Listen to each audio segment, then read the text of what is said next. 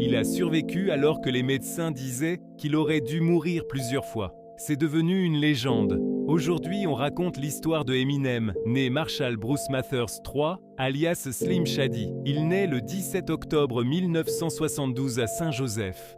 Son père disparaît avant même qu'il ne sache marcher.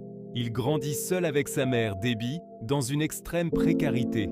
Caravane, quartier violent, déménagement constant. À l'école, il est différent. Pauvre, blanc, facilement une cible, harcèlement, coups, humiliation. Un jour, un élève le frappe si violemment qu'il tombe dans le coma. Ce jour-là, quelque chose se brise, mais quelque chose naît aussi. Le rap devient son échappatoire. Il écoute Ice-T, d'autres pionniers, et surtout, il écrit, sans arrêt, dans des cahiers remplis de rimes.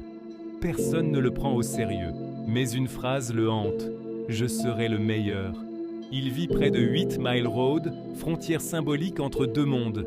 Il devient père, enchaîne les rap battles, se fait huer, rejeter, écraser, puis l'échec, défaite humiliante, premier projet ignoré, industrie indifférente.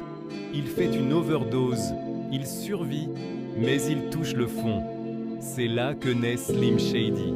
Pas un personnage drôle, un alter ego brutal, provocateur, cru. Celui qui dit tout ce que Marshall n'ose pas dire. Il enregistre le Slim Shady EP. La cassette arrive entre les mains de Dr. Dre. Dre écoute, il sourit, il signe. Succès immédiat, polémique totale. Puis viennent The Marshall Mathers LP, The Eminem Show. Records explosés, vente historique. En 2002, il joue son propre rôle dans 8 Mile. Le battle final devient mythique. Lose Yourself remporte l'Oscar. Un gamin pauvre de Détroit entre dans l'histoire. Mais derrière la lumière, somnifère, antidouleur, dépendance. Il perd son meilleur ami, Proof. Il s'effondre. En 2007, overdose presque fatale. Les médecins disent qu'il n'aurait pas dû survivre.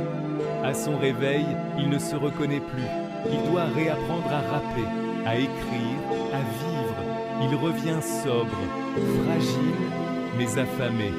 Relapse, recovery. Il affronte ses démons et il gagne encore. Aujourd'hui, Eminem n'est plus seulement un rappeur. Il est la preuve que le talent peut naître dans la misère, que la douleur peut devenir de l'art et que même quand on a tout perdu, on peut se relever.